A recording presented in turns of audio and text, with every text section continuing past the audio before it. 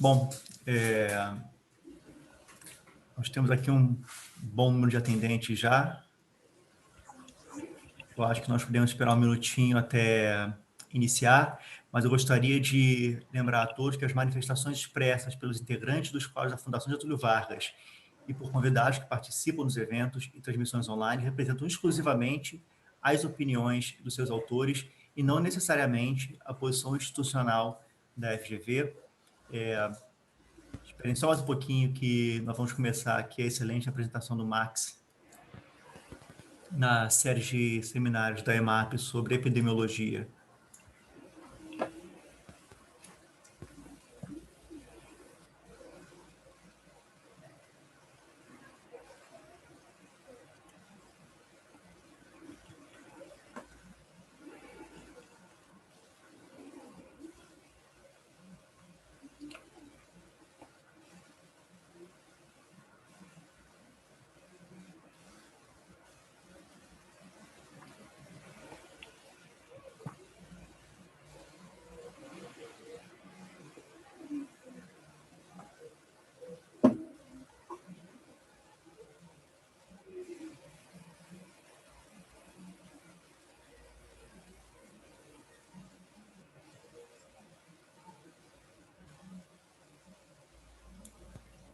Bom, estabilizou aqui o número de atendentes e acho que nós já podemos começar a apresentação. Max, vai lá que é contigo. Legal. Bom, eu vou compartilhar minha tela com vocês aqui para mostrar a apresentação. Deixa só eu achar aqui, pronto. Bom, boa tarde para todo mundo. O meu nome é Luiz Max, eu sou professor da Escola de Matemática Aplicada da FGV e faço pesquisa em bioestatística, especialmente aplicada a doenças infecciosas. E hoje eu vou falar para vocês um pouquinho sobre a modelagem estatística da Covid, de vários aspectos dessa pandemia que nós estamos vivendo, né? E como é que a gente pode extrair o melhor, né? Como é que a gente pode extrair boas inferências e boas estimativas de dados que são, na sua maioria, ruins. Tá? Então, em primeiro lugar, eu queria fazer alguns agradecimentos.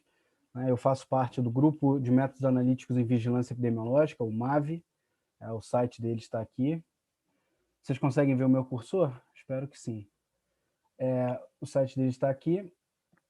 E esse grupo ele é um grupo composto por pesquisadores da Fiocruz e da FGV, né? O professor Flávio Coelho é professor da EMAP também, e é meu parceiro nessa empreitada do MAVE. E também tem a Roberta, que é pesquisadora pesquisadora não, desculpa, é professora do IFRJ. Né? Esses são os colaboradores do MAVE. E eu queria também agradecer a dois colaboradores que não são do MAVE, né, que são os colaboradores externos, que são o Bob Kubnek, da NYU de Abu Dhabi, né, o campus de Abu Dhabi da Universidade de Nova York, e o Nuno Faria, que é pesquisador de Oxford. Bom, então, eu tenho bastante coisa para falar para vocês hoje. É uma apresentação panorâmica, tá? Uma coisa vai ser bem ampla, mas rasa. Eu não vou entrar em detalhes técnicos sobre quase nada. E eu queria mostrar para vocês agora o meu plano de apresentação, o que eu quero falar com vocês. Bom, então eu preciso, de alguma forma, justificar, né, o título da minha palestra, né, preciso dizer por que os dados, que eu acho que os dados são ruins, então eu vou discutir com vocês algumas coisas sobre os dados. Depois eu vou fazer uma pequena digressão sobre modelagem, sobre tipos de modelo, sobre o que significa dizer que o modelo é errado, ou o que significa dizer que o modelo é útil. Depois eu quero mostrar para vocês alguns resultados da minha pesquisa, né, de esforços de pesquisa em que eu estou envolvido, fazendo referência a outros trabalhos, né, trabalhos que também têm sido desenvolvidos quando for oportuno. E depois eu gostaria de fazer algumas considerações sobre o que a gente aprendeu, né, tanto sobre modelagem estatística quanto sobre essa pandemia e possíveis pandemias no futuro, o que a gente aprendeu, o que a gente pode fazer no futuro para fazer melhor, né? Para ter uma resposta melhor a crises sanitárias. Bom, então, vamos começar falando dos dados, né? Essa é a primeira pandemia, por assim dizer, verdadeiramente data-driven, né? Ou seja, em que os dados vieram para tomar um protagonismo no discurso público. Então, a gente tem várias iniciativas de coleta e curadoria de dados, né? Eu aqui listei algumas apenas. Então, a gente tem a Johns Hopkins University, né, que foi uma das primeiras que começou a agregar dados da Covid, né, dados de casos, dados de mortes e outros dados importantes. A gente tem esse projeto CoronaNet, que é um projeto que procura coletar dados também sobre intervenções em particular, ou seja, quando um estado ou um país decretou fechamento de escolas, diminuição da mobilidade e outras, né, fechamento de fronteira e outras coisas, né, que são dados importantes também. Você tem o projeto NextStrain, por exemplo, que traz dados do vírus, né, dados genômicos, que também são importantes, a gente vai falar com um pouco mais de detalhe isso na hora dos exemplos. Você tem o Infodemics Observatory, que é de onde sai essa figura aqui, né, que coleta dados não só sobre casos, mas também dados da economia, indicadores da bolsa e outras coisas que são importantes, né, que estão ligadas aos impactos econômicos da pandemia, e também rastreia tweets sobre o assunto, né, para tentar ter uma ideia de como é que essas coisas estão se processando no discurso público. E aqui para o Brasil, né, a gente tem, eu listei aqui, tem vários, mas eu listei aqui 3 esforços de coleta e curadoria de dados, que são o website do Wesley Cota, que é doutorando do Departamento de Física da UFV, o Brasil I.O., que é uma iniciativa coordenada pelo Álvaro Justen, e o Infogrip, que é uma parceria da Fiocruz com o Ministério da Saúde, né, que já existe há alguns anos, para informar o público, né, sobre dados de síndrome respiratória aguda grave, né, o chamado SRAG, em particular, né, influenza, e agora esse sistema está sendo usado também para a Covid, né?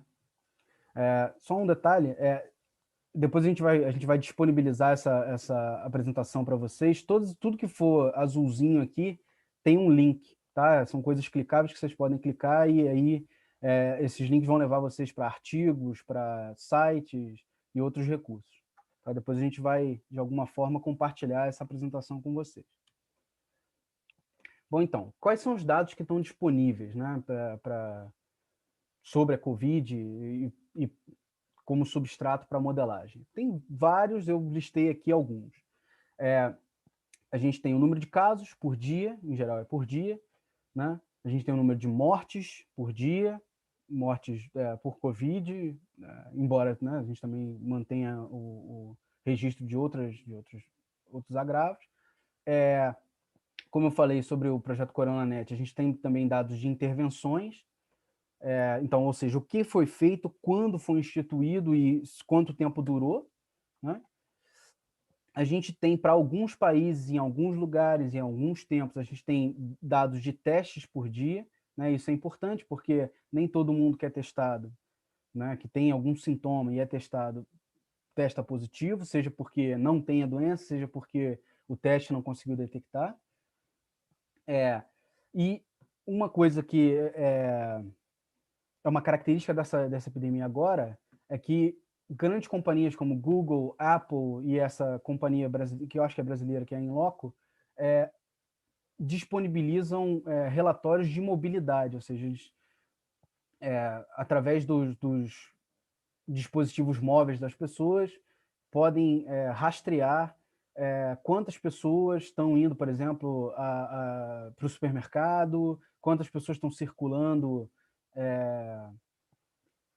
em diversas regiões das cidades. Então, o Google, a Apple e outras empresas têm disponibilizado esses relatórios de mobilidade que têm sido bastante úteis na modelagem da pandemia. A gente tem também um passo meio lento, né, a elaboração e a divulgação de inquéritos sorológicos, né, são serologic surveys, que dão informações sobre o estado imune da população, né, e a prevalência da doença, ou seja, quantas pessoas já foram infectadas com o vírus. E, por último, mas não menos importante, a gente também tem, nessa pandemia, um esforço bastante grande em coletar informações genômicas do vírus. A gente vai ver mais para frente como é que essas informações podem ser utilizadas para modelagem e para extrair estimativas importantes. Vou beber uma aguinha aqui. Então tá.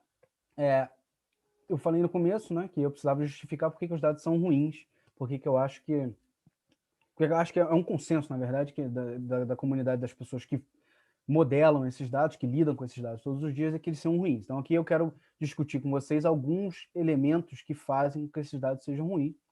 Depois a gente pode, talvez, pensar um pouco nas causas disso. Mas as causas são... desculpa, o que eu quero discutir são critérios inconsistentes, ou seja, como a gente define, por exemplo, casos, como é que a gente reporta as coisas, certo? Se a gente, por exemplo, quando a gente tem testes represados, se a gente reporta as coisas todas de uma vez, ou se a gente reporta essas coisas, né, as ocorrências de casos e mortes, por exemplo, se a gente reporta tudo de uma vez, ou se a gente reporta essas coisas nas datas em que elas provavelmente aconteceram. Todas essas coisas são importantes, né, na hora de reportar os dados, e os critérios variam entre países, variam dentro do mesmo país, inclusive aqui no Brasil. A gente tem o atraso de notificação, né, ou seja, quando ocorre um caso hoje e a pessoa entra no sistema de vigilância, né, esse caso entra no sistema de vigilância, existe um atraso entre esse caso entrar no sistema e ele aparecer nos relatórios, para aparecer para a gente, e tem a subnotificação. Tá? Essas duas coisas são diferentes, a gente já vai ver com mais detalhes por que elas são diferentes. Mas essa é a primeira coisa que eu queria frisar com vocês aqui. Subnotificação e atraso são duas coisas diferentes. Os dois diminuem o número de casos observados num determinado dia, mas eles são coisas diferentes, fenômenos diferentes que podem ser modelados e tratados de formas diferentes. E a última consideração que a gente tem que fazer sobre os dados é sobre a completude desses dados. Então, mesmo que o dado entre no sistema, nada garante que esse dado está sendo digitado corretamente, que todos os campos que são necessários estão sendo preenchidos. Tá? Então, uma parte dessa apresentação foi motivada pela minha interação com o pessoal do Infogripe, em particular o Marcelo Gomes, que é um dos coordenadores do projeto, que lida com esses dados o tempo inteiro. Né? Eu não lido com esses dados o tempo inteiro, né? Eu sou estatístico, então eu lido com esses dados depois que eles já foram limpos, depois que eles já foram devidamente tratados, certo? Mas as pessoas que lidam com esses dados no seu estado bruto, tem grandes dificuldades por conta de inconsistências de digitação e incompletude. Então tá. Vamos discutir então essas coisas com um pouquinho mais de detalhe. Critérios inconsistentes. Né? A primeira coisa que a gente precisa entender é que a Covid é uma doença nova. Então, tem várias coisas que a gente ainda não sabe sobre ela, e uma das coisas que a gente não sabe fazer direito é definir o caso. Né? O que significa dizer que uma pessoa está com Covid antes de, por exemplo, da gente testar essa pessoa. Então, aqui está a definição da SRAG, né, que é a Síndrome Respiratória Aguda Grave. Eu preferi deixar a sigla aí em português mesmo. Então, é uma pessoa, né, um paciente que se apresenta com febre, certo? E tosse ou dor de garganta, e dificuldade para respirar, ou dispneia, ou a saturação baixa de oxigênio no sangue, né? E essa pessoa foi hospitalizada ou morreu com os sintomas que a gente já mencionou, tá? Então, essa é a definição de caso SRAG. Então, qual é a primeira dificuldade que a gente tem? Como eu acho que já é de conhecimento público, né? A COVID ela tem uma mortalidade diferencial nas camadas mais idosas da população, né? E, em geral, os pacientes mais idosos não apresentam febre ou apresentam febre baixa. Então, já aqui a gente já tem um problema de definição de caso. Será que para essa, né, para poder usar o sistema de vigilância que já está implantado para SRAG, para eu usar esse sistema para também fazer o monitoramento da COVID, como é que eu faço com o filtro de febre? A gente chama de filtro, né? Do filtro de febre. Eu deixo o filtro, tiro o filtro. Certo? Em geral, a gente tem tirado o filtro porque dá resultados que fazem mais sentido com a realidade. Certo? Mas o que eu quero chamar a atenção aqui é que esses critérios eles não são consistentes. Eles não são consistentes nem dentro do nosso país, nem em outros países. Né? E aí fica difícil da gente pintar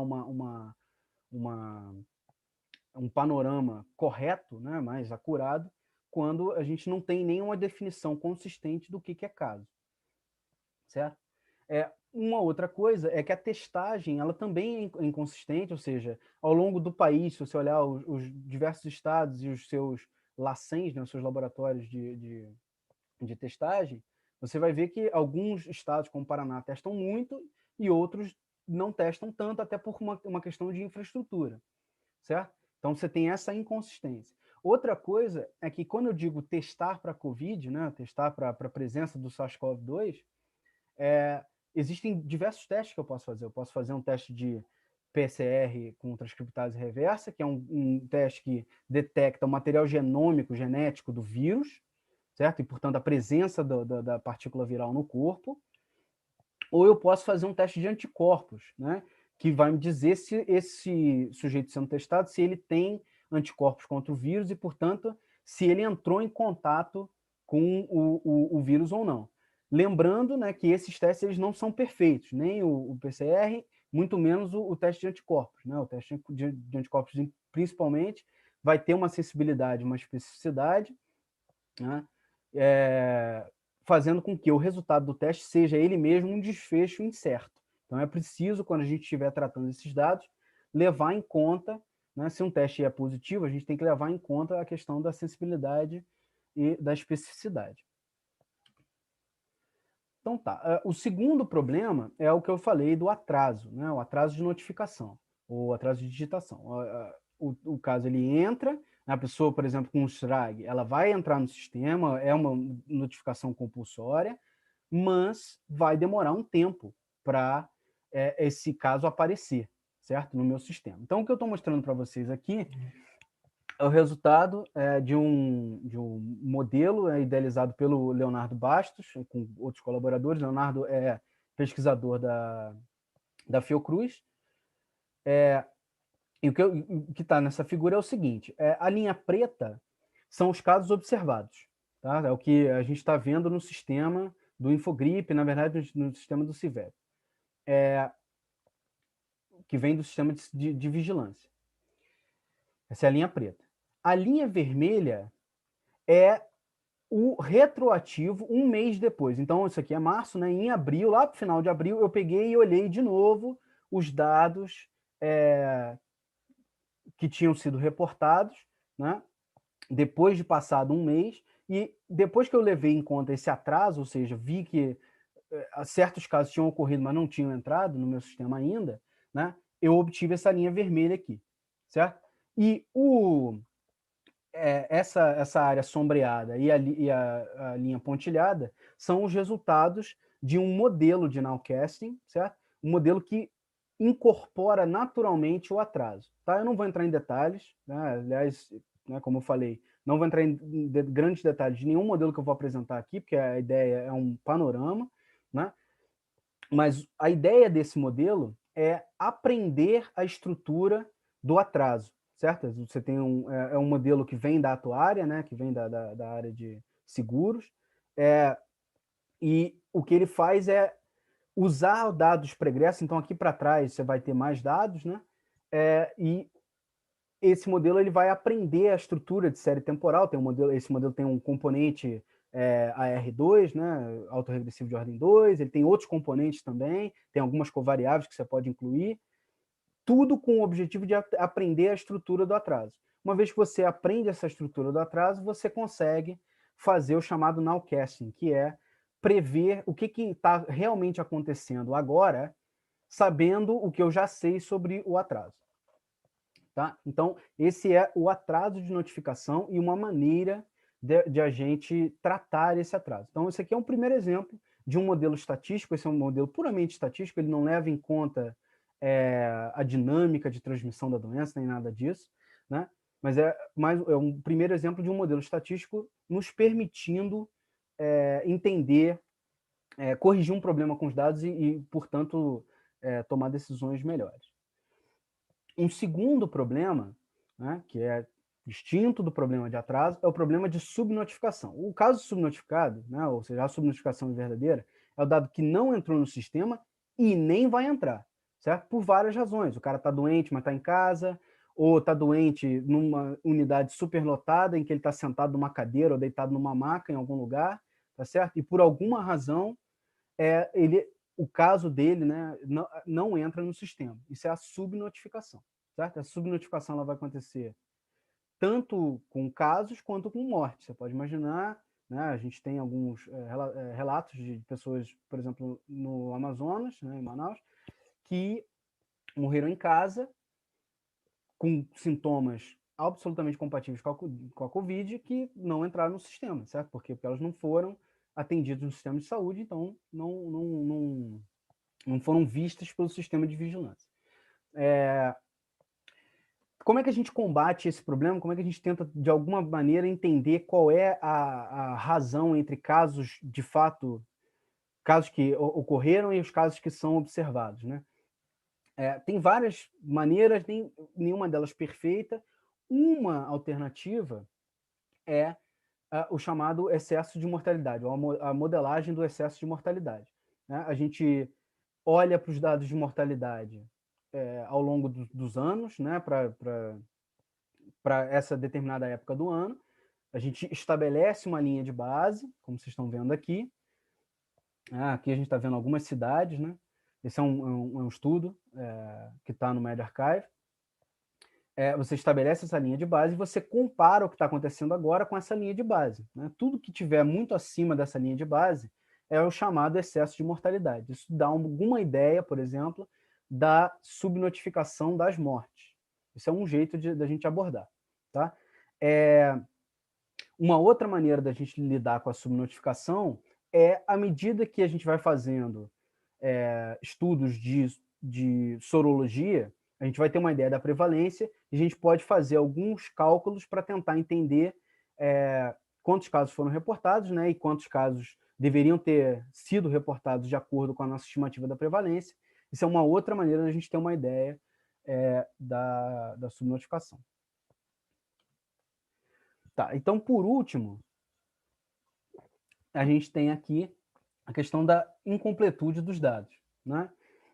Então, mesmo que um caso entre, mesmo depois de passado um certo período ali de atraso entre ele ter entrado no sistema e ele aparecer mesmo na notificação, a gente ainda tem o problema de que essa digitação pode ser inconsistente, certo? Você pode ter dados faltantes, você pode ter dado digitado errado, né? Isso aqui é um exemplo que o Marcelo passou para mim, do chamado campo aberto do formulário do CIVEP GRIP, né? E aqui vocês estão vendo a miríade de maneiras em que as coisas podem ser reportadas nesse campo. Então, você tem coronavírus, corona, espaço vírus, não detectado para Covid-19, certo? Ou seja, não existe nenhum tipo de padronização, pelo menos nesse campo aberto. E por que a gente está falando do campo aberto? É porque quando está faltando informação nos outros campos que são padronizados, a gente vai para o campo aberto para tentar recuperar alguma informação desse caso, né? E se o campo aberto está essa bagunça, a gente não vai conseguir recuperar essa informação.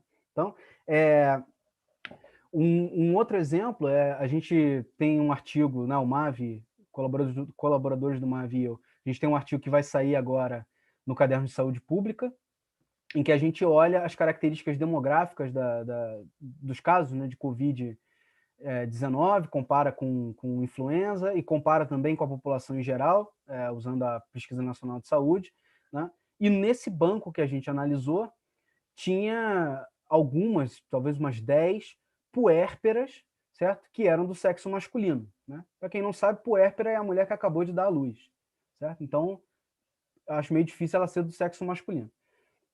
Então, só uma das facetas aí, das inconsistências que podem ocorrer nos dados de notificação, né, do sistema de vigilância. Bom, então agora eu acho que eu estabeleci com sucesso que os dados não são os melhores possíveis, que a gente tem problemas graves, muito embora eu espero também ter mostrado para vocês que a gente pode corrigir alguns problemas desses dados usando modelos estatísticos. Então, agora eu vou fazer uma pequena digressão, vou falar da questão da modelagem, né, o que significa construir um modelo, vou falar de uma taxonomia de modelos, porque o foco hoje, né, da minha apresentação é em modelos que eu vou chamar de não estruturados ou semi-estruturados. Não são modelos que incorporam diretamente todas as características os fenômenos envolvidos na dinâmica de transmissão da doença, né? Mas eu não quero que fique para vocês aqui uma mensagem de que esses modelos não servem para nada. Eles servem para muitas coisas, são abordagens complementares. Aqui, hoje eu preferi dar esse enfoque. Então, eu vou apresentar para vocês uma taxonomia, por assim dizer, dos modelos, que ela é incompleta no sentido porque as categorias que eu vou discutir, elas não são mutuamente excludentes entre si. Então, o Ronald Ross foi um dos pioneiros da modelagem matemática de doenças, né? E ele avançou, né? Ele propôs uma certa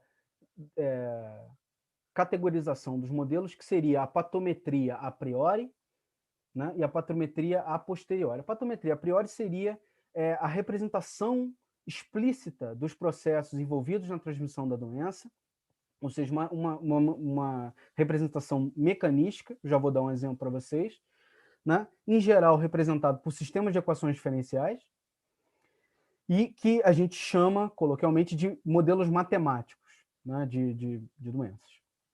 E a patometria a posteriori seria uma abordagem para modelagem que troca modelos mais estruturados por modelos menos estruturados, mas que passa, então, a tratar dos dados. Então, a gente tem o ajuste de curvas, né, que a gente viu muito no começo da epidemia, o pessoal ajustando curvas exponenciais, né, de crescimento exponencial. Ainda tem se usado bastante curvas logísticas, né, com trocentos parâmetros. Esses modelos não necessariamente têm, né, incorporam a estrutura da dinâmica da doença, né? E nessa categoria a gente teria modelos estatísticos, né? Então essas coisas são boas para a gente ter uma ideia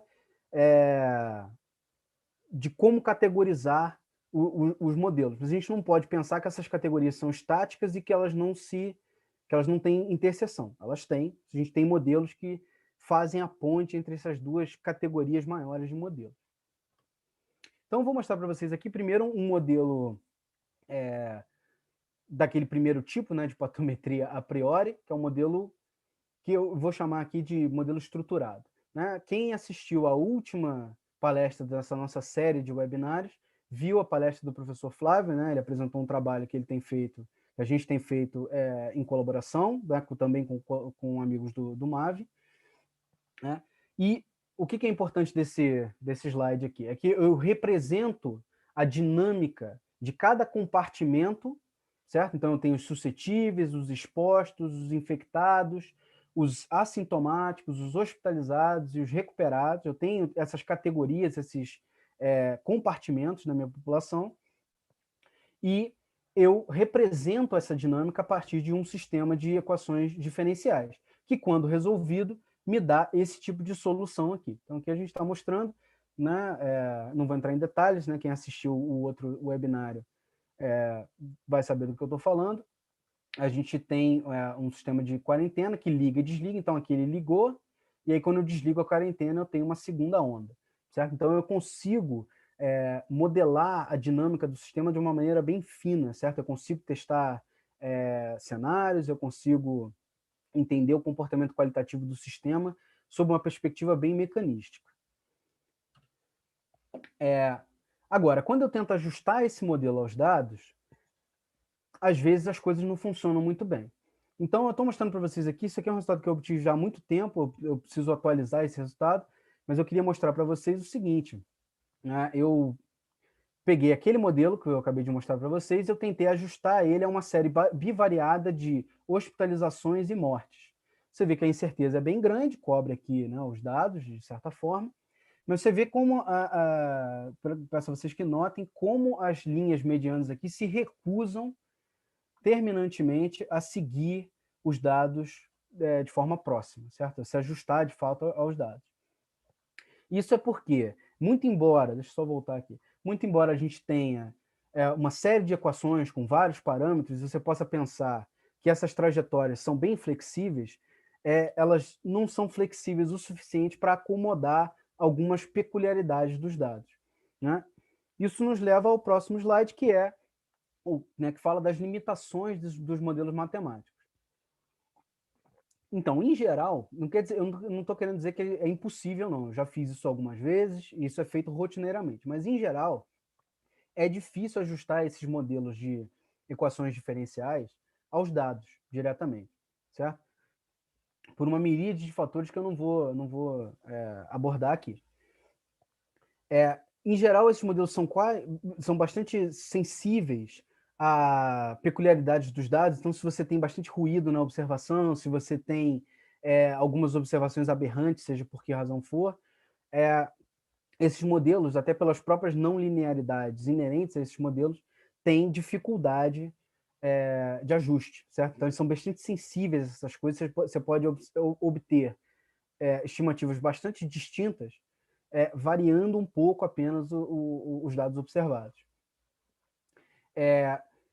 E, por conseguinte, as projeções que a gente obtém desses modelos podem também ser impactadas por essas peculiaridades dos dados, né? Pela essa falta de flexibilidade, por assim dizer, dos modelos de equações diferenciais. Uma outra coisa, que eu não vejo muito discutida por aí, é que, em geral, quando a gente está fazendo uma modelagem estatística de um processo grande, a gente quer incorporar informação de várias fontes, certo? Seja na forma, quando a gente está fazendo de forma bayesiana, a gente está fazendo isso na forma de distribuições a priori, mas o fato é que a gente quer incorporar informações de diversas fontes, e não é trivial fazer isso. Aliás, não é trivial nunca, mas é muito mais difícil fazer isso para esses modelos determinísticos, né? Esses modelos de ODE, de equações diferenciais ordinárias.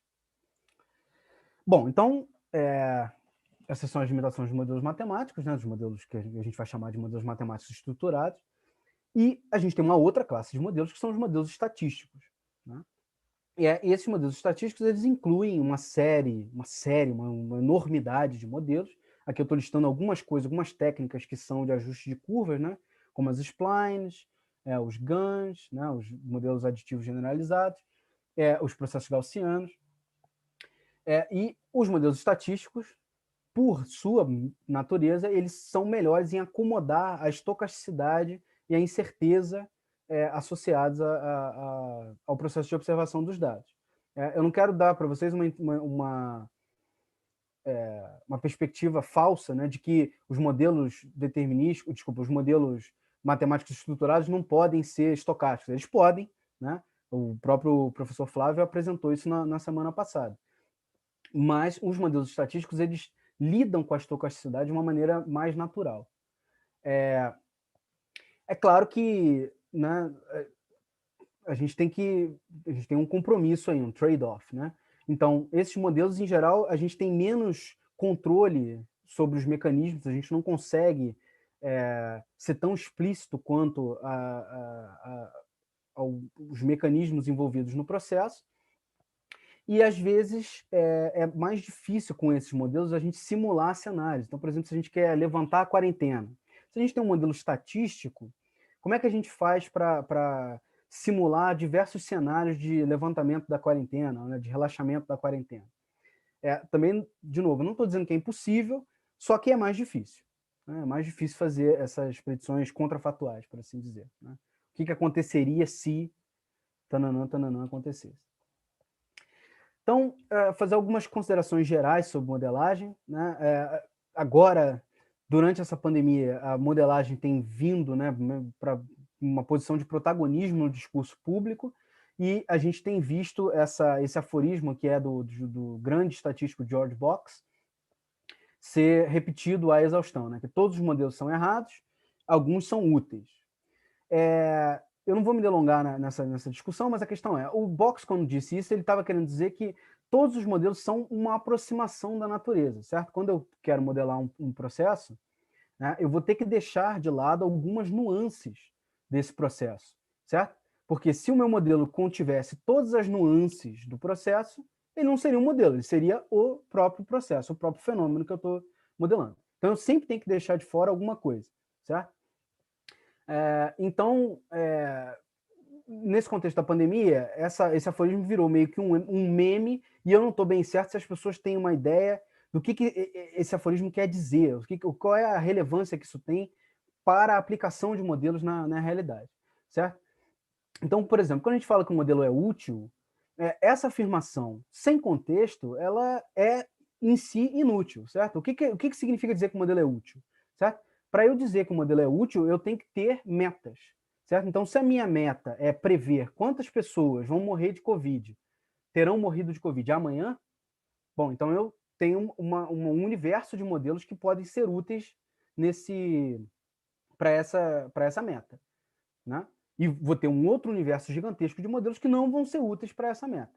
Se eu quero, né, como eu já disse, prever, ou pelo menos ter uma ideia do que vai acontecer quando eu, relaxar a quarentena, aí eu vou ter, né, se a minha meta é essa, então aí eu vou ter uma gama de modelos que vão ser úteis para isso e outros que não vão ser, certo? Então, o que é importante é que toda estratégia de modelagem ela vai ter que sacrificar, de alguma forma, o realismo em favor da tratabilidade, ou seja, da tratabilidade matemática e computacional e cognitiva, certo? Porque a gente não consegue entender o mundo, é por isso que a gente faz modelo, certo? A gente não consegue entender o mundo na sua completude e totalidade. Então a gente precisa, de alguma forma, deixar de lado alguns aspectos e focar em outros. Então, por exemplo, a gente, no ramo de modelagem, brinca, né, que alguns começam o seu modelo dizendo, assuma que a vaca é uma esfera, certo? E essa, né, é uma brincadeira, porque claramente a vaca não é uma esfera. A questão é, se você está querendo modelar como organizar as suas vaquinhas dentro de um curral, pode ser que modelá-la como uma esfera não seja adequado. Penso eu que não. Mas se você quer, por alguma razão, modelar o efeito gravitacional, né, do Sol ou da Terra sobre uma vaca particular, eu acho que não tem problema nenhum assumir que ela é uma esfera, certo? Então, as premissas que a gente faz, as simplificações que a gente faz, elas serão boas ou ruins apenas à luz das metas que a gente quer atingir com o nosso modelo, tá certo? Então, a ideia de que todos os modelos são errados, ela está correta. A questão é, a gente precisa entender que todos os modelos necessariamente estão errados, certo? E o que a gente precisa, então, pensar é o que a gente vai deixar de fora e o que a gente vai incluir para atingir a nossa meta, certo? Então, talvez a gente toque nesse assunto mais um pouquinho daqui a pouco. Bom, então, antes de eu começar a falar das coisas em que eu estive envolvido, algumas dessas coisas, eu queria falar um pouquinho só dos de algumas estratégias, iniciativas, né, de modelagem da Covid no Brasil.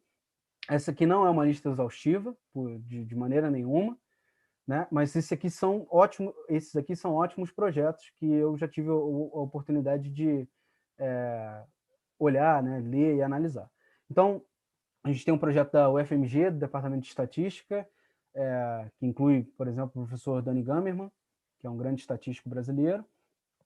Inclusive, de lá que sai essa figura aqui. Então, depois dessa linha vertical, essa linha preta são as previsões, né? E aqui a gente tem os dados. Isso aqui são dados de casos, de Covid, né, acumulados no Brasil. Isso é uma tônica das estratégias de modelagem que têm sido feitas aqui no Brasil. As pessoas têm se preocupado bastante em prever o número de casos e o número de mortes ao longo do tempo. Então, a gente tem também a iniciativa da PUC Rio, a iniciativa da Universidade Federal de Viçosa, e eu queria fazer uma menção especial a esse modelo chamado Brown Code, né, que é capitaneado pelo Samidana, que é professor também da FGV, e pelo Alexandre Simas, né, que é o estatístico responsável por esse modelo, que é professor da UFPB. Né? Esse modelo é um modelo ótimo como exemplo de modelos semi-mecanísticos que eu vou mostrar agora. Então, além dos exemplos que eu vou mostrar, gostaria também que vocês olhassem esse modelo, porque ele é um ótimo exemplo de modelo semi-mecanístico, que captura algumas coisas do mecanismo de transmissão para produzir estimativas extremamente úteis. Em particular, esse modelo prevê, ele dá, né, estimativas, previsões da ocupação de UTIs, usando dados do Kinesi e tal. Então, é uma predição, né, uma quantidade de extrema importância para decisão, para tomada de decisão. Quantas camas de hospital a gente vai precisar num horizonte de 1, 2, 3, 4 semanas. Bom, então eu vou falar para vocês de 2 exemplos, tá? Como eu falei no começo, vou ser bem breve na minha apresentação desses modelos, eu não vou entrar em detalhes técnicos, né?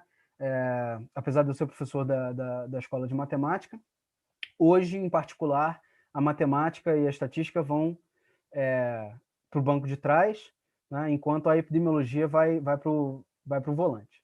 Então, o primeiro exemplo que eu quero mostrar para vocês é um trabalho que eu fiz com o Bob Kubnek, em que a gente cria um modelo que a gente vai chamar de modelo empírico para tentar entender quais são as covariáveis que estão associadas com a progressão da epidemia, em particular nos Estados Unidos. E também ver se a gente consegue, com esse modelo, extrair algumas previsões que sejam úteis, né? Algumas quantidades de interesse. Bom, então, falar um pouco da notação do modelo, né?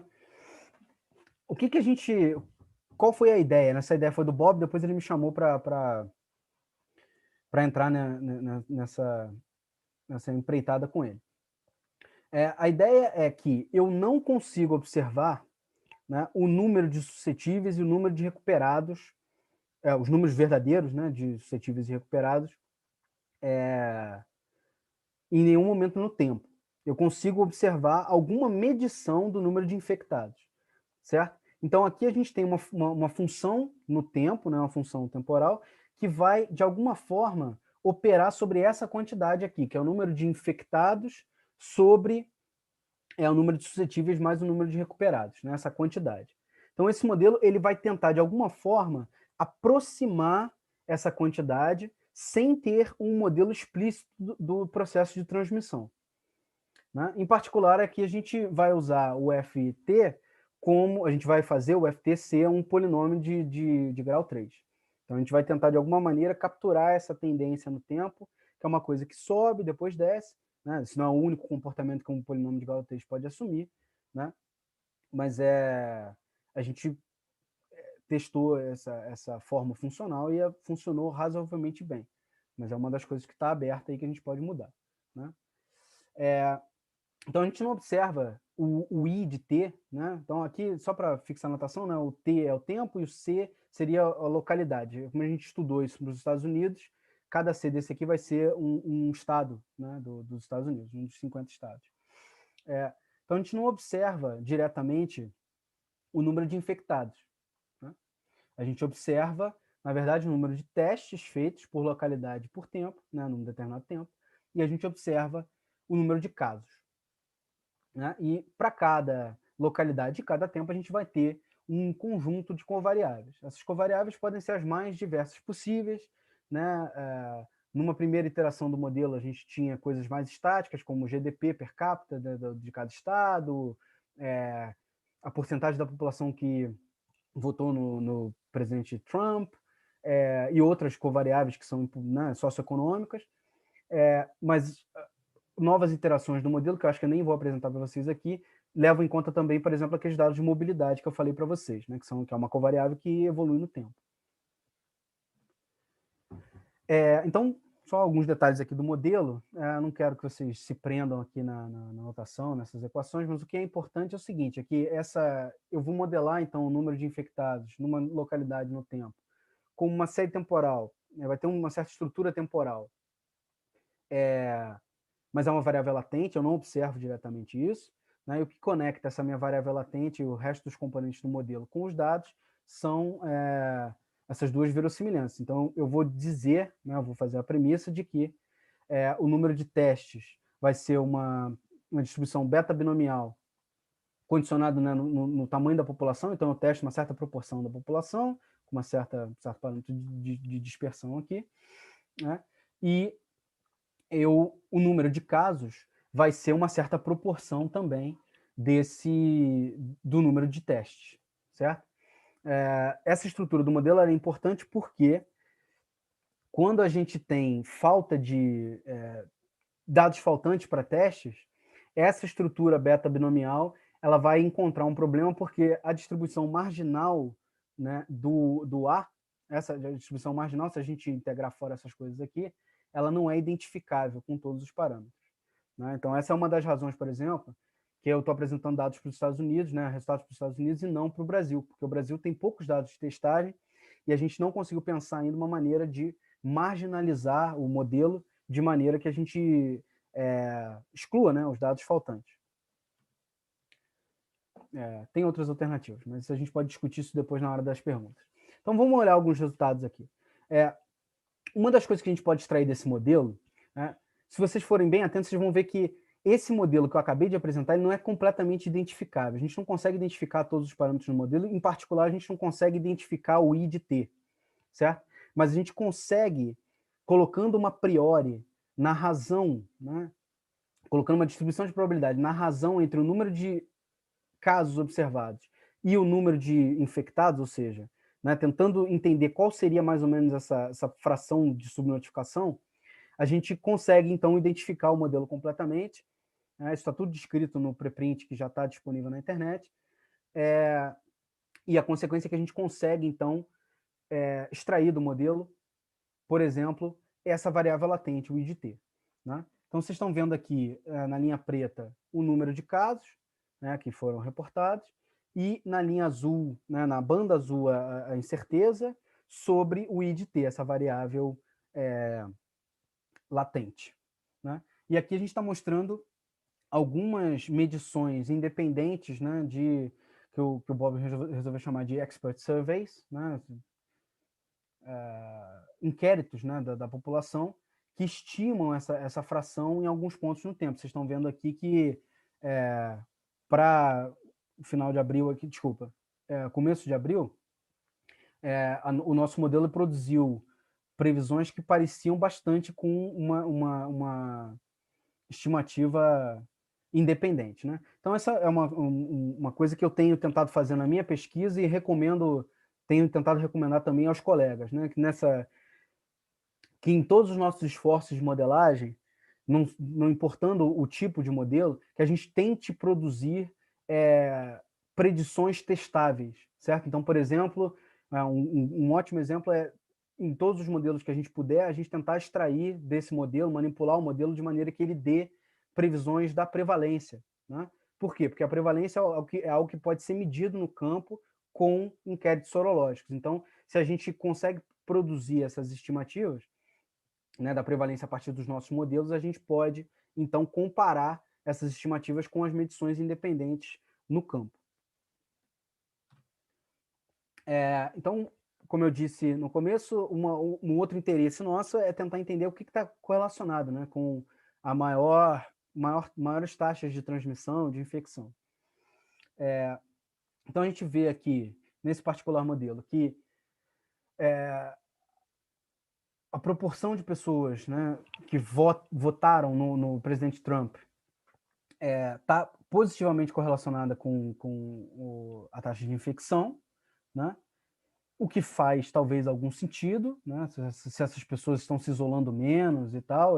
Hoje de manhã eu vi um gráfico que mostrava que os chamados red states estão caindo menos em termos de número de casos, mas é claro que todas essas coisas têm uma complexidade enorme, né? São um produto de várias interações. A gente não pode ser irresponsável e dizer que, né, existe uma associação causal, né? Aliás, também não é o objetivo desse modelo, esse é um modelo empírico que procura entender as associações estatísticas entre essas várias covariáveis e a variável latente, né? Então, por exemplo, vocês veem aqui que a proporção de fumantes naquele determinado estado tem um efeito negativo, que a gente não sabe explicar, certo? Eu não estou muito preocupado, porque esse é um modelo empírico, certo? E eu já vou falar um pouco das limitações. Você tem vários confundidores, né? Vários fatores de confusão aí. Bom. Outra coisa que a gente pode extrair do modelo, diretamente das estimativas dos coeficientes do modelo, é uma medida que, de alguma forma, mede, né, de alguma forma representa a testagem, o esforço de testagem de cada estado. Então, a gente fez isso aqui para todos os estados dos Estados Unidos, e vocês veem que existe uma grande heterogeneidade, mesmo nos Estados Unidos, né, que é um país rico. Você vê que Rhode Island, por exemplo, Rhode Island e New York tem um esforço grande de testagem, né, enquanto outros estados, como Montana e o Texas, têm um esforço menor. Então, você tem uma heterogeneidade bem grande em relação a esse negócio do esforço de testagem. É claro que isso tem impacto sobre como a gente consegue entender, né, entender o panorama, né, da epidemia em cada estado, né? Eu suspeito que se a gente fosse fazer isso aqui para o Brasil, a gente veria ainda mais heterogeneidade, certo? Então, acho que isso é um ensinamento importante, né? Mesmo num país rico como os Estados Unidos, você tem muita heterogeneidade entre os estados, por exemplo, na questão da testagem. Tá, então, é sempre bastante importante a gente falar das limitações, né? Então, esse modelo ele tem várias limitações, ele é um trabalho que está em progresso, né? Não é uma coisa finalizada, a gente ainda está trabalhando, as críticas são muito bem-vindas, né? Então, vou falar aqui algumas das limitações desse modelo. Primeiro, a gente tem a questão a gente tem algumas estruturas de confundimento. Então, por exemplo, as covariáveis, elas têm influência sobre essa taxa de infecção, né? Essa variável latente I de T, que é latente, a gente não vê. E essa variável, ela vai ter efeito tanto sobre o número de testes quanto sobre o número de casos, certo? Então, a gente tem esse diagrama causal aqui que precisa ser levado, que a gente precisa levar em conta, certo? A gente precisa, de alguma forma, ajustar o nosso modelo, mudar o nosso modelo para levar em conta essa estrutura, né? A gente faz algumas coisas disso, né, no nosso artigo, né, algumas coisas relacionadas a isso, mas isso pode ser melhorado ainda bastante. E a gente tem também, quando a gente coloca a questão da mobilidade, então a gente vai ter as covariáveis, tem a ver com, né, impactam na mobilidade. Então, se você está num estado que é muito urbanizado, você vai ter muita estrada, né, isso vai ter um impacto sobre a mobilidade, por exemplo, né? Essas covariáveis vão ter um efeito direto sobre o IDT, vão ter um efeito indireto através da mobilidade, né? Então, quando a gente coloca, por exemplo, né, essa medida de mobilidade, a gente ganha informação, mas a gente também precisa levar em conta agora os vários complicadores causais, né, que estão envolvidos, certo?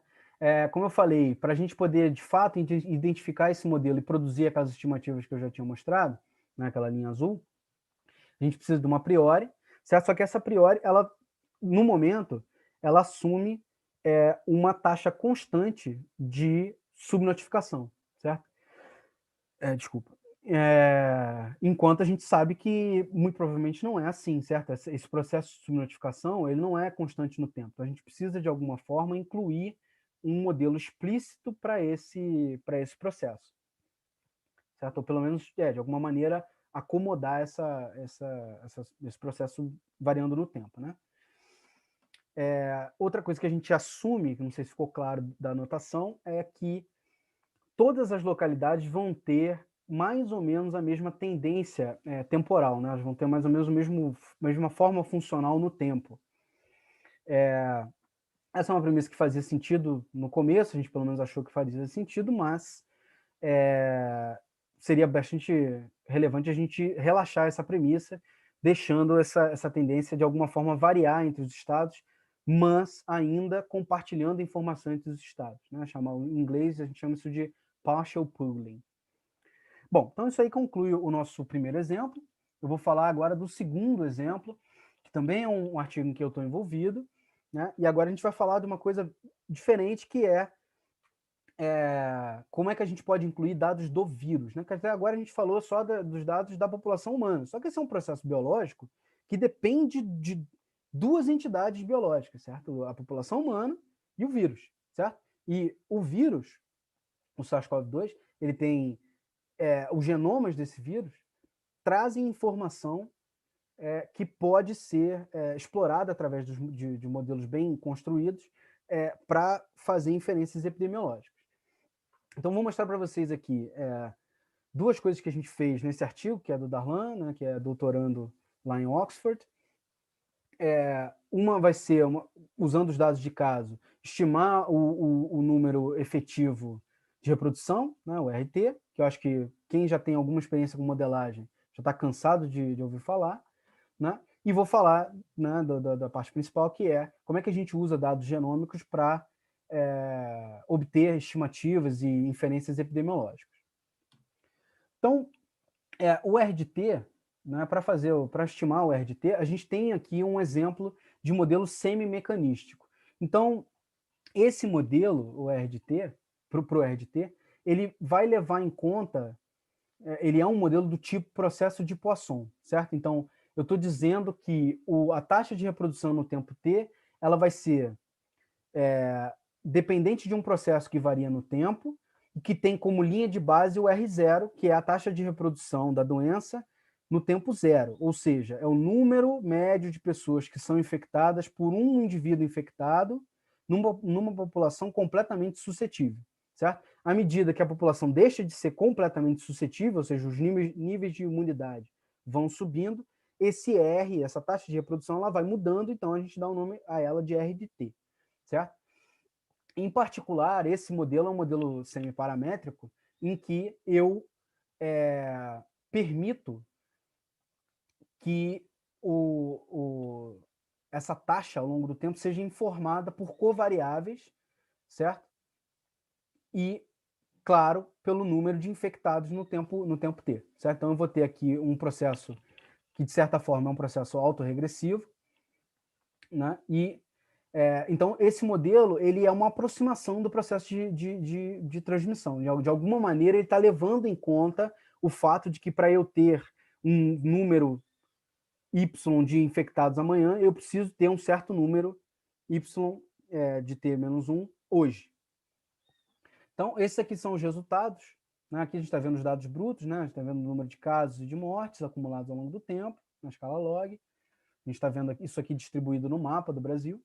E aqui a gente está vendo essas estimativas dessa quantidade para duas cidades grandes aqui do Brasil, duas grandes cidades, que são São Paulo e Rio. Né?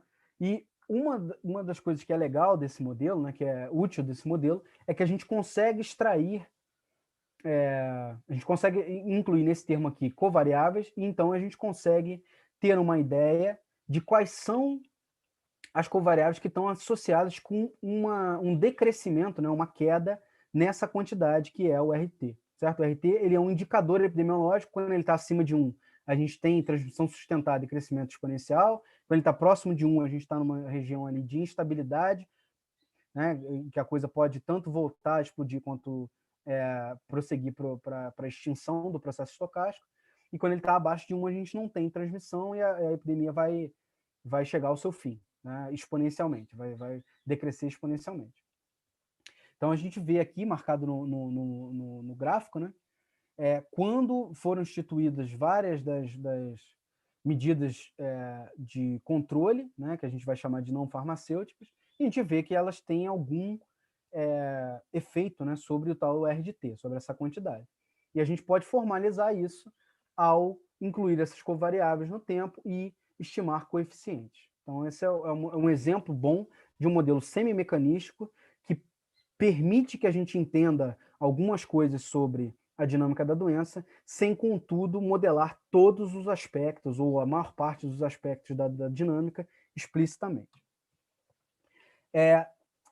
Outra coisa que a gente pode fazer e que dá ótimos resultados é usar os dados do genoma do vírus, ou seja, os dados, esse é um vírus de RNA, a gente consegue extrair amostras e sequenciar esses genomas, então ter informações genéticas do vírus, e a gente consegue, ao acoplar essas informações genéticas com um modelo estocástico apropriado, a gente consegue, então, ter uma aproximação da dinâmica espacial de dispersão do vírus. Então, a gente vai aqui fazer um modelo, né? Eu vou apresentar para vocês um modelo de filogeografia, a gente chama de filogeografia discreta, então é o modelo que está apresentado aqui no painelzinho A. Então, cada unidade discreta desse aqui vai ser, no nosso caso, um estado, o estado da federação, né? E o modelo matemático que é subjacente a isso é um modelo chamado CTMC, né? Uma cadeia de Markov de tempo contínuo. Essa cadeia de Markov é completamente controlada por uma matriz estocástica que a gente vai estimar a partir dos dados. Como é que a gente faz isso? Eu não vou entrar em detalhes, mais uma vez, mas a ideia é a seguinte. Eu tenho cada folha dessa árvore, cada ramo terminal, se você quiser, é uma amostra do vírus que eu peguei de um paciente, sequenciei e eu vou saber o estado de onde veio essa amostra e o dia em que ela foi coletada. Né? Cada folhazinha aqui vai ser uma amostra dessa. E aí eu vou ter aqui a localidade de onde ela veio, certo? E ao construir, a partir dos dados genéticos, eu vou construir uma coisa chamada uma árvore filogenética, né? E essa árvore filogenética ela vai estar calibrada no tempo, ou seja, esses ramos aqui, eles estão medidos em unidades de tempo no calendário, meses, anos, às vezes dias, certo? E quando eu acoplo essa minha árvore filogenética com um modelo CTMC, o meu modelo de cadeia de Markov de tempo contínuo, de tempo contínuo, em que os estados são discretos, ou seja, os estados aqui dessa cadeia serão os estados da federação, né, as unidades geográficas, eu consigo reconstruir o padrão de espalhamento do vírus no espaço. Já vou mostrar isso para vocês. Mas antes, tem outra coisa que a gente pode fazer também com esses dados genéticos e com a informação da localidade, que é entender se a dinâmica, né, de introdução do vírus, que quando as linhagens do vírus vinham de fora do país e quando a transmissão sustentada começou a acontecer e a transmissão, né, esse padrão de dispersão começou a acontecer dentro do nosso próprio país. Então, aqui a gente dividiu a epidemia em duas fases e a gente está mostrando aqui, né, por exemplo, isso aqui é o dado, não vou dizer que é bruto, né, mas isso aqui é a árvore, né, que a gente estimou a partir dos genomas, né, e a gente pode, a partir disso, extrair a seguinte informação. A gente dividiu a epidemia em duas fases e a gente pode ver que, depois de uma certa transição aqui, a maior parte das introduções, das novas linhagens dessa árvore,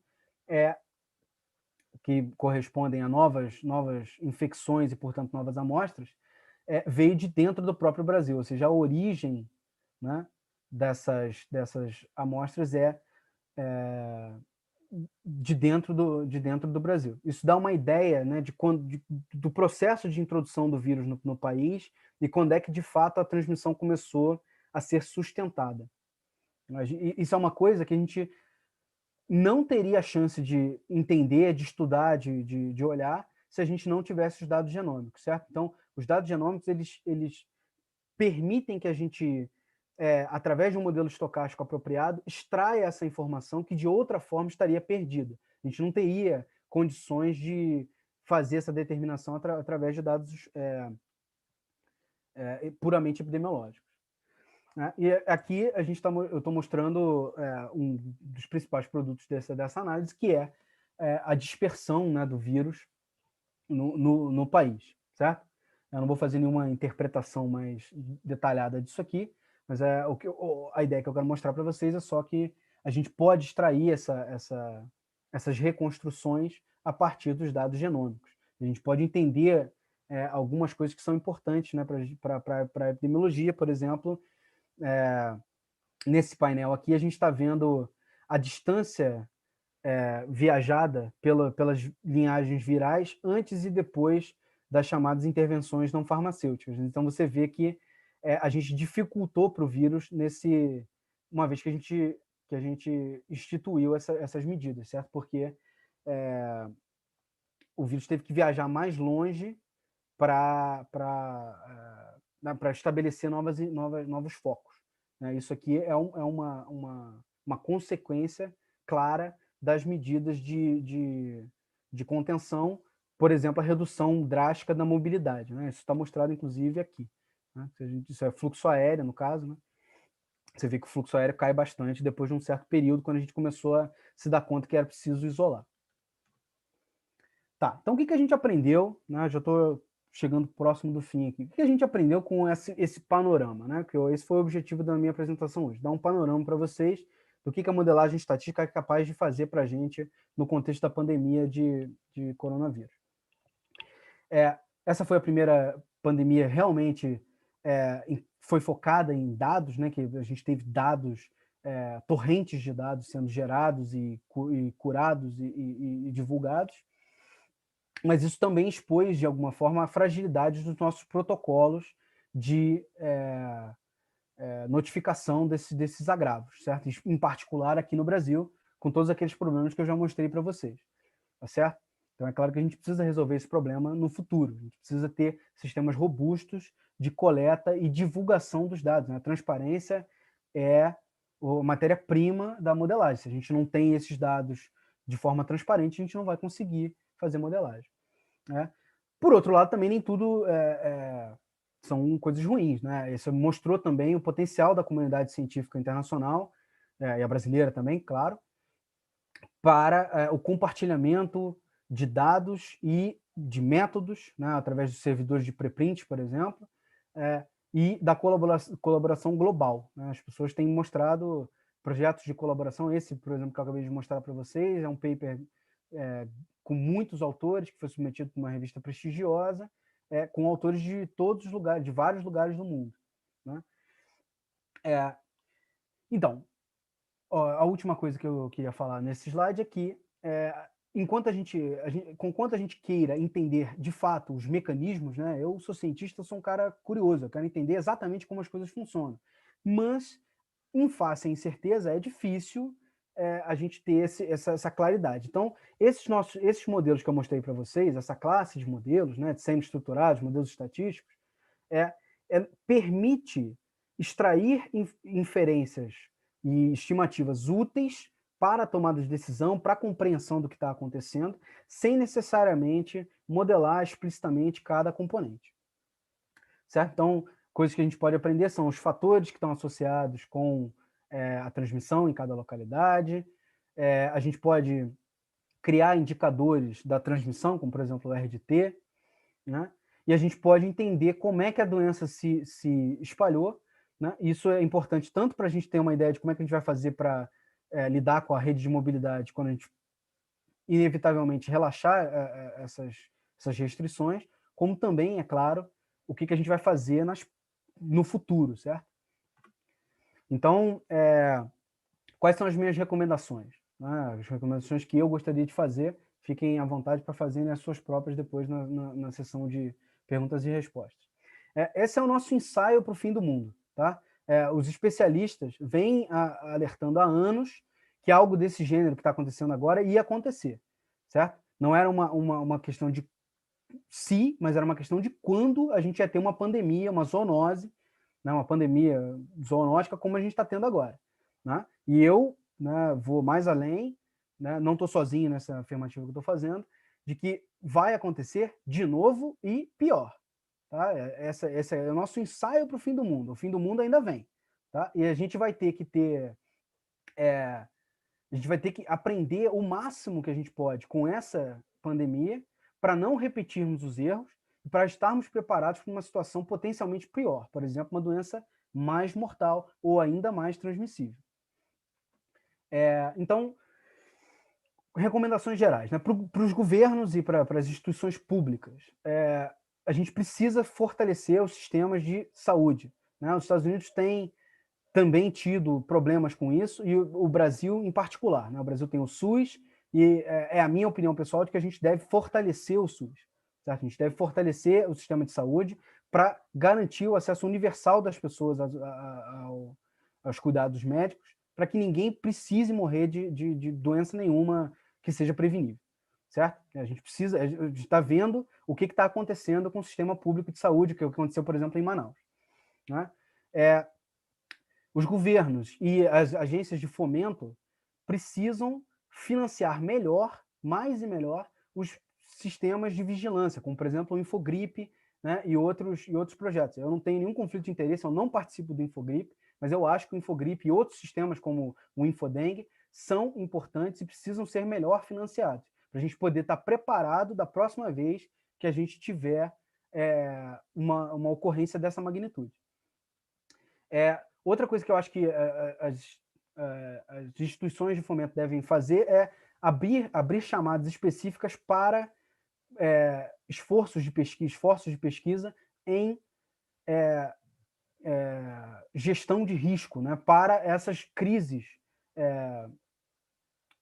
sanitárias. Certo? Da mesma forma que o governo estadunidense, por exemplo, e o governo da União Soviética financiavam pesquisa sobre guerra nuclear, e a guerra nuclear nunca veio, ainda bem, né, a gente também precisa fazer a mesma coisa com as pandemias. Certo? A gente precisa entender que essas coisas vão acontecer e a gente precisa ter claro na nossa cabeça quais são as prioridades, como é que a gente ajusta a questão da economia, certo? A gente precisa ter esses cenários de risco já pré-modelados antes das coisas acontecerem, certo? E para a comunidade de pessoas que estão interessadas em modelagem, são duas coisas que tem várias coisas, mas são duas coisas que eu queria mencionar, que são como é que a gente acomoda a incerteza de forma apropriada, certo? Então, não pode ter incerteza demais, porque senão a gente não consegue fazer nenhum tipo de inferência válida, né, ou útil. Também não pode ter inferência de menos, porque estar errado com grande certeza é o pior dos cenários, certo? A gente precisa ter uma quantificação correta da incerteza, e existe ainda muita pesquisa para ser feita nesse campo.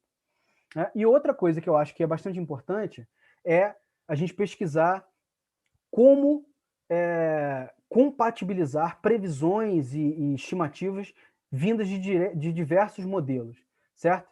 Eu tenho tentado fazer na minha pesquisa e também estimular os colegas a ter a noção de ter a prática, né, de abordar as questões científicas de diversos ângulos diferentes, que nesse caso aqui seria ter vários modelos com premissas diferentes, né, e que de alguma forma seriam combinados entre si, ou seja, essas previsões, essas estimativas seriam combinadas.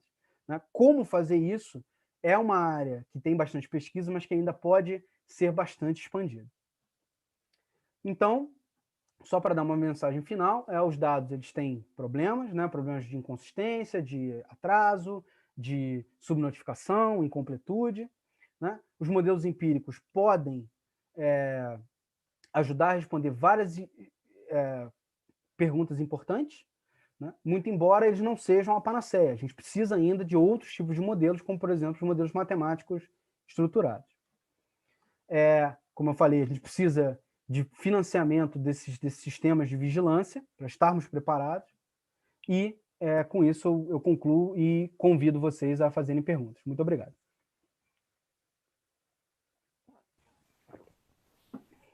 Boa tarde a todos. Como o professor falou no início do webinar, nós separamos 15 minutinhos para perguntas e respostas. E eu vou começar aqui com a pergunta do Daniel, professor.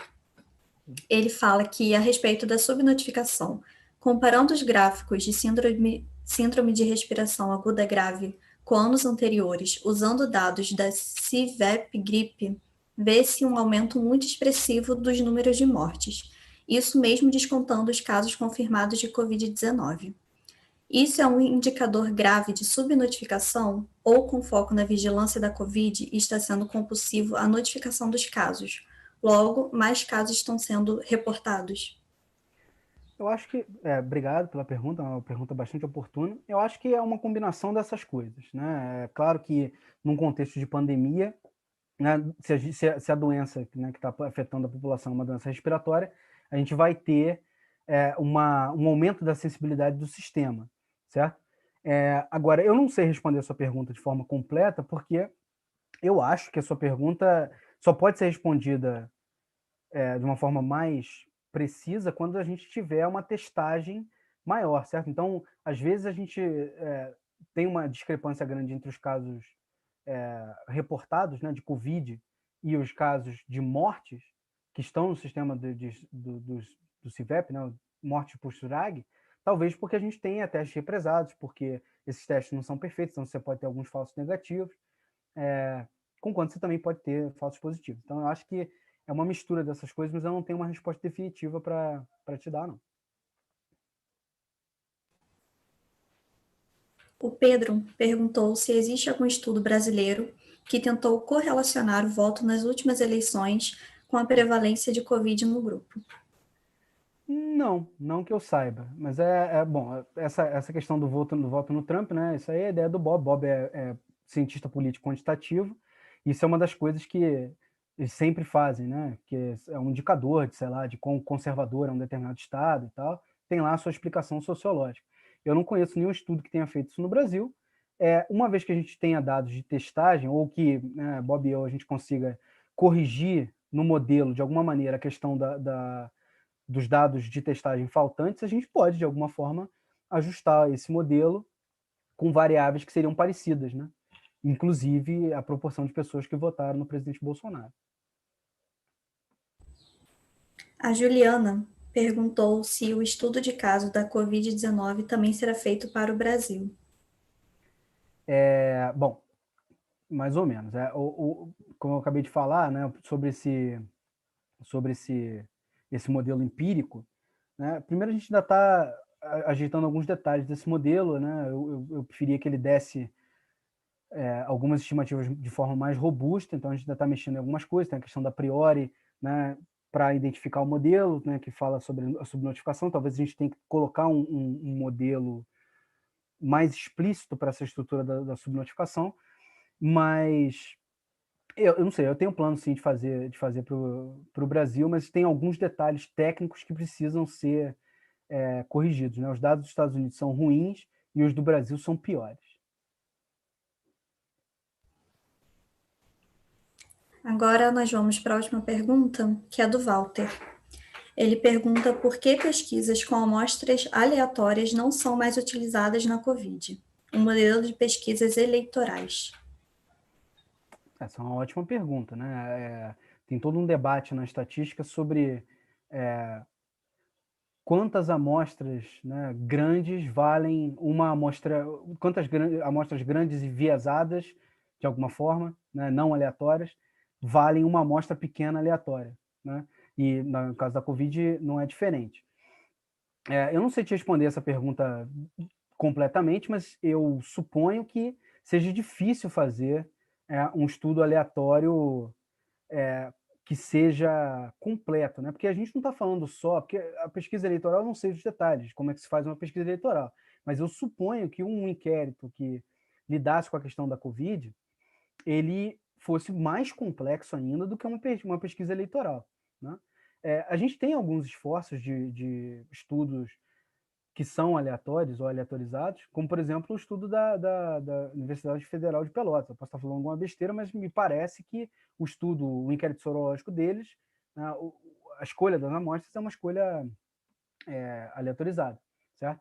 Então, essas amostras, de alguma forma, elas vão ser melhores do que amostras de conveniência, que são as amostras do CIVEP gripe, por exemplo, né? Que o cara só entra no sistema depois que ele já procurou hospitalização. Né? Nesse caso, no caso do estudo da Universidade de Pelotas, eles estão indo a campo e, até onde me consta, tomando amostras aleatórias da população em cada estado. Então, eu acho que a gente vai ter aí, no futuro, alguns estudos aleatorizados que têm propriedades estatísticas mais desejáveis, por assim dizer. Uma última pergunta que chegou agora foi de um atendente anônimo. Ele pergunta se tem alguma frente de estudos que investiga empiricamente o impacto da pandemia na economia ou nos mercados financeiros. Não sei dizer, não entendo absolutamente nada de economia. Se depois o Eduardo Mendes quiser falar alguma coisa, se ele está sabendo de algum esforço de modelagem, da minha parte eu desconheço, embora eu admita que considero importante, né? Não existe dicotomia entre economia e saúde, certo? Essas duas coisas estão ligadas de forma inextricável, certo? Então a gente precisa ter uma ideia de como é que a gente reabre a economia, reativa a economia, garantindo o máximo a segurança, né, da saúde das pessoas.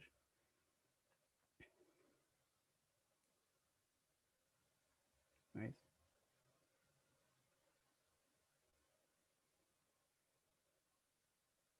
Bom, seguindo a deixa do Max, primeiro deixa eu só falar o que a Mariana Constâncio disse. Ela acha que não tem como fazer um estudo tão preciso para as pessoas como as pessoas esperam. As variáveis são absurdas, regional, educacional, social, clima, administração pública, muitas vezes dentro do próprio país. Na verdade, dá. Né? Inclusive, esse é todo o ponto que o IBGE trabalha. Existem plantas amostrais que são utilizadas para diversos estudos contínuos também. Uma das dificuldades de você fazer um teste aleatório, completamente aleatório, com as pessoas, primeiro que nem todo mundo quer ser testado, isso já pode revisar um pouquinho, mas tem outro ponto, você tem um número limitado de testes, você vai, de fato, pegar esses testes para um experimento, enquanto pessoas que estão nas filas de hospitais precisam ser testadas, como o próprio Max falou, não tem esses testes, então acho que gera aí uma questão social também que tem que ser discutida. O Max ele não quis entrar em detalhe em questões sociais, mas o número limitado de testes é uma questão social que é um problema. Sobre a pergunta de economia, a resposta é sim. Sem dúvida tem, eu não sei dizer especificamente, mas eu estou buscando alguns artigos e vira e mexe faz alguns artigos sobre impacto em mercado econômico e mercado financeiro também. Eu sugiro dar uma olhada no SSRN, que tem uma série de artigos bastante interessantes sobre isso. Inclusive, muitos estudos que utilizam modelos epidemiológicos para avaliar o efeito de diversos mecanismos de lockdown. Eu gostaria de agradecer ao Max pela apresentação, foi bem legal, foi bastante interessante, bastante ilustrativo, e também gostaria de agradecer a todos os presentes nessa sequência de webinários que a Escola de Matemática está organizando.